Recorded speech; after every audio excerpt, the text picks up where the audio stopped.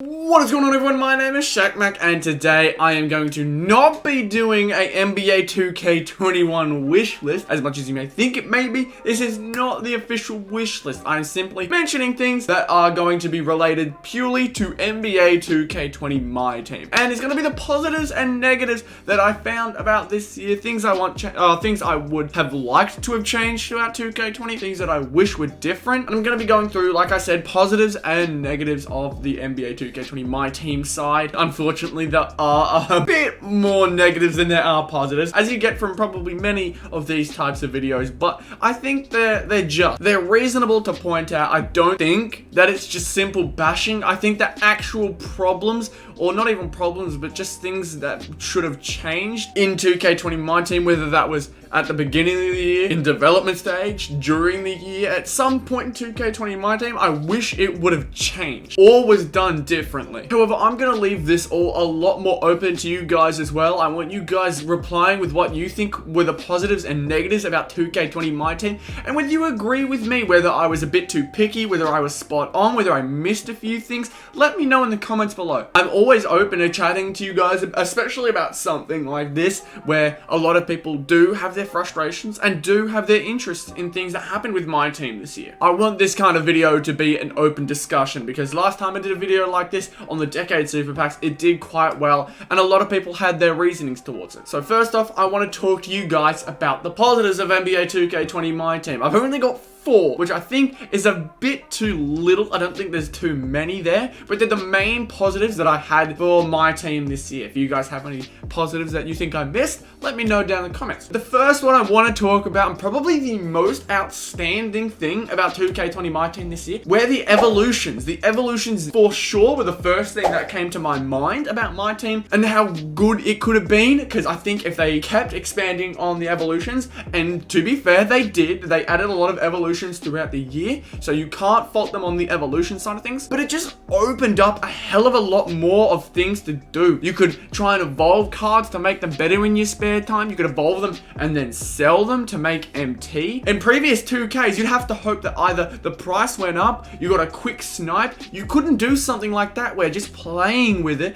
earns you MT, just instead of just regularly playing the game mode. I think it's awesome that they added that this year. I definitely think it's something that needs to be brung back into 2K21, because if for some reason they just completely get rid of evolutions for 2K21, which I don't think a smart person would do, then it'd be a really big step back, a huge step back. Wouldn't make too much sense to me. Secondly, I'm going to talk about the content drops about 2K20 this year and how I thought they were actually pretty good. And when I say pretty good, I'm talking about how consistent they are, because I'm also going to mention them in the negatives, but it's going to be more focused on what type of content was brought into those content drops. I think the content was quite consistent throughout the year. I thought that we were able to get some pretty decent themes. We had the Legacy theme at the start of the year. We had the Prime that's still going right now. We had the Spotlight series and all those kinds of cards. We had those content drops every now and then for 2 separate series. I think the drops and how consistent they are were actually quite good for 2K20 Myteam, and I'd like to see that consistency brought into 2K21 Myteam as well. I forgot to mention that the locker codes and all those extra, add-ins to 2K20 Myteam were a hell of a lot more consistent. We get locker codes a hell of a lot more consistent. But I think it was also kind of like that in 2K19 Myteam, sorry. Too many 2Ks that I've got to think about in one video, man. I do think that they did a good job of bringing the 2K19 locker codes into 2K20 eventually. I think they started out slow, but got a bit better as 2K20 kept going through. Speaking about the content drops, I think they did an awesome thing this year with the Spotlight Sims. I think Spotlight Sims were amazing. Playing the game, it didn't take too long. You did have to actually have a bit of money by time, especially if you wanted it early on, but I got it Brandon Roy eventually just by constantly swapping out about 300-400k of MT. It's a grind, don't get me wrong, but you can do it. Anyone can do it with enough tries. Then with the historic Spotlight Sim game modes and the regular Spotlight Sim, there's a lot of Spotlight things this year, and I think they just nailed it on most of those parts. But adding more game modes, adding more content playable content to grind for, I think was really, really good. And the nice added touch of getting a Galaxy Opal Kobe Bryant at the end was actually really good. It was quite a good game mode. And the last thing I want to talk about is about how much easier it was to earn MT. There's a whole bunch of different things you can do in 2K20 Myteam that can earn you MT. Probably the most rewarding game mode to get MT from is Triple Threat Online, and you can earn MT super easily with Triple Threat Online this year. I remember last year Triple Threat Online was probably one of the easiest ways to do it as well, but not only that, in 2K20 Myteam you're also able to earn MT through the agenda, doing things on that and kicking out goals every now and then. I know Domination gave a ton of MT, I know Triple Threat Offline gave a ton of MT, I know the Spotlight Sim series gave a lot of MT. Spotlight series, just the regular ones to get Brandon Roy at the end, I know that gave a lot of MT. Now there are a lot of negatives that I do want to talk about 2K20 Myteam, a hell of a lot unfortunately, because even though I have done a fair bit on the positive side of things, I do need to talk about the negatives, and there's a hell of a lot of negatives which I'm gonna try and pack in so you don't have to hear me ramble for too long, but I think I'll try and do it so you get as much as you can from it. The first thing I didn't like about 2K20 Myteam is how they released Galaxy Opals super early this year. They released them in mid-February with the All-Star Flash Packs, like the pullable Galaxy Opals. I know you could earn Galaxy Opals already before then, whether it was through opening packs and then completing the collection reward, but you weren't able to pull Galaxy Opals that early last year in 2K19 Myteam. I like that about Myteam because it meant that only the people who really grinded, even late game, were able to get those Galaxy Opals, and it allowed them to thrive before everyone else. I believe it was around the playoffs or the end of the playoffs, sometime around there, in which they released their first Galaxy Opals into packs with the playoff moments, I think it was. This year they did it by All-Star Break, and that honestly surprised me a lot because at that point they just went on, and now we're already at the point where overpowered Galaxy Opals roam 2K20, and it's incredibly frustrating when you see all these people who don't know how to play or aren't as good pulling Galaxy Opals, and especially those overpowered ones. Second, as most years come as well, we always have the complaint about how packs are too much to cost, whether that's through MT, whether that's through VC. The price of the packs have gradually raised up every now and then, and I know I did mention that it's easier to earn MT this year, but at the same time you still have to do a fair bit of grinding to pull enough MT to get one pack, and even then we're not even close to guaranteed a good player or even the player in the collection. As much as I wish that'd change, it's probably something that's very far away from happening. I don't see it happening anytime soon, much as the rest of the community, I think. In fact, I'd probably bet on the packs costing even more in the future. The only exception to that has been the moments in the Spotlight Sims, because they cost like 5.5k VC or 6k MT per pack, and that's not too expensive this year, even though I think we could get that even lower. I think it'd be worth them to be even lower, because you could still spend a good 200k MT and not pull the cards you're looking for. And like I mentioned in the last one of these videos, I believe that super packs are a negative. I don't think they're a good thing. And as I do remember a comment on the Decade Super Pack video that I made about how they kind of want those super packs released because it'll bring the prices of Shaq and LeBron down. I do agree to an extent, but then the minute they're gone, the prices raise back up again. Then now people are finally keeping them. Maybe some people are locking them in collections, and then eventually the price raises again. And even then, they don't crash that hard. I remember someone in the comment section saying they just wanted a Shaquille O'Neal for 900 KMT. As much as it is cheaper at that point, it's still not that good. And I think super packs negatives outweigh the positives way too much. Especially the fact that so many people complain about how 2K makes so much money and does nothing with it. Super packs are probably the biggest money grab that 2K can do, because all that's happening is they're reusing old content they've already made to get themselves extra money. And I don't truly understand how much super packs really mean to people, and I've only ever opened super packs maybe once or twice, and even though I did pull a Galaxy Opal recently, I'm still not satisfied with it, because the amount of people who don't pull Galaxy Opals in those super packs is ridiculous. The next one's a little bit picky, and I'm not sure whether it matters too much, so I'll keep it short, but I do think the Myteam layout or the design of Myteam should have changed in 2K20. I know a lot of people liked the 2K19,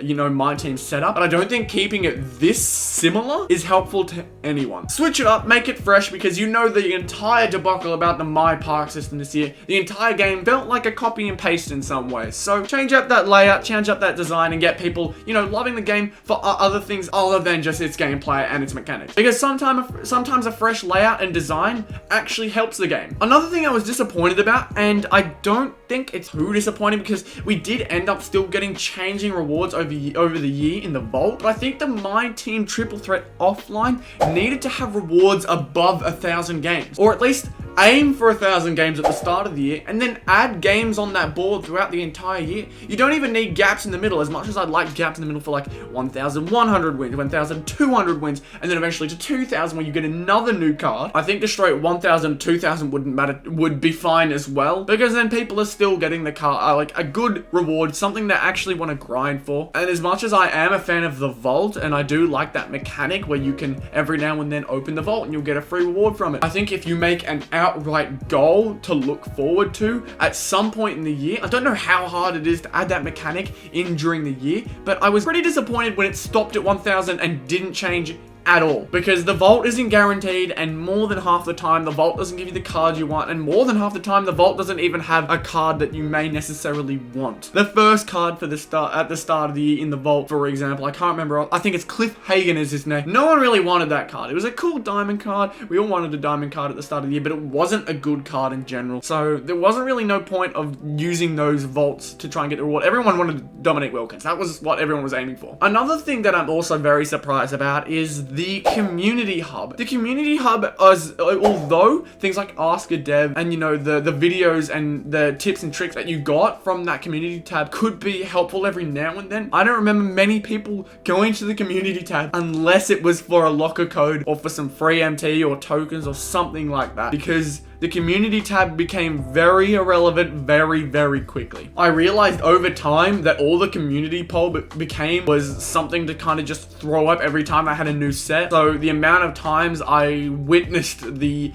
community poll give me the question, which player about this set are you excited for, honestly disappointed me, because at the start of the year we were promised that the community poll would have a lot more meaning to it. The community poll would determine what came into the game, what cool things that could be introduced, what areas you'd like to see. Like the Ask a Developer thing did become pretty interesting, but it never really altered anything throughout 2K. They already had their minds made up as to what they wanted in the game. Every now and then they may take in the community's like input, but mainly most of that came from Twitter. Only just recently have I gotten a community poll that actually made sense, like what position would you like to improve most on your team? That's the kind of things I want to see from a community poll, not which card are you excited to spend your money on this time. The leaderboards were pretty cool, but at the same time I also found myself being messaged a lot when I was on the leaderboard at times. I found myself getting messaged, you know, from scammers. So although it is cool to have your name up there, at the same time it does get pretty, you know, interesting to see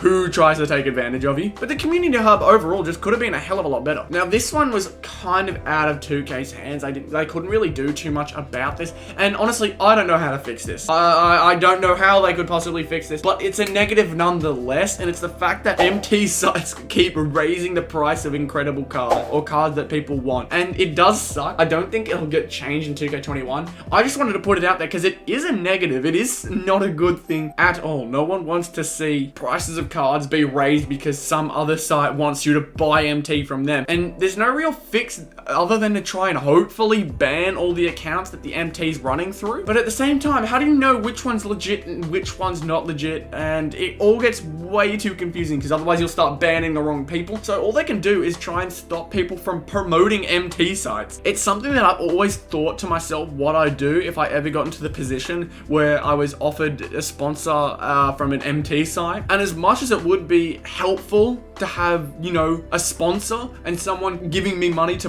just to promote something that is beneficial pretty much to the game in buying MT, so you don't have to buy VC and you can actually use the MT on something you want rather than hoping 2K lets you have what you want. It has become a problem when people started to realize that they're actually making the cards more expensive. It's a very big problem that I don't know whether will be fixed anytime soon in any future 2K. Second to last thing that I am disappointed in with with 2K20 is the lack of multiplayer modes. This was something at the start of the year that I was hoping would be a bit different. I remember there was an old multiplayer game mode that was in place of Myteam Unlimited. It was like Road to Glory. I remembered it at the start of the year, and I tweeted it at LD whether we could get both of those modes in, the Myteam Unlimited and the, like, I'm sitting here trying to remember the name of it, but I do remember there was a different game mode where you'd go up divisions, whether you had enough wins and you wanted to be the best of the best. You'd win Division 1, you'd go 10-0, however many it was, and you'd be on top division. And it'd reset every now and then, and you have to keep going up to the top. I'm surprised they didn't add both 12-0 and that, because I did tweet at LD2K whether we could have both those modes, and he liked the tweet, so I think he wanted that. I think he wanted that at some point in 2K20, but it never got through to the developers, or they couldn't do both at the same time. I don't know what the problem was with that. For the second year in a row, or however many years in a row, we've been stuck with triple threat or a blacktop game mode, something like that, and the regular 12-0, you know, the standard sim game. We haven't had multiple multiplayer modes other than the original two, and you could include the multiplayer challenges, but one, how often do those happen? And two, how often do you play them? Not that often, do you? And last but not least whatsoever, once again, 2K20 Myteam, or just Myteam, or 2K in general, had most of its game ruined by servers, man. It's like talking to a brick wall. How are we ever gonna get this problem fixed? Every single time that I play, there's always a huge button delay. Input delay on this thing is incredible. I have input delay from my Elgato to my game, so sometimes my reactions are a bit off, but just imagine that, and then the added input delay that I already go through, and you get the reactions I get in my games. Thank God they're not terribly noticeable, but when editing videos, it is noticeable. It's quite noticeable. My reactions happen before the actual play happens, and sometimes it does get a bit annoying, even in game. It's frustrating to deal with. Not only that, but since 2K, however I can remember, 18, 19, something like that, I've had the error code 923B17B6. I can't remember off the top of my head, but it is a error code that happens every now and then, way too common. I have no other problems connecting to games or other games consistently. I can always connect to those games. Not only that, I don't have input delay, and I can play the game and know that if I am being beaten, it's not because I've been cheated out in some way. That's the animations, to be fair, but the added stress of the servers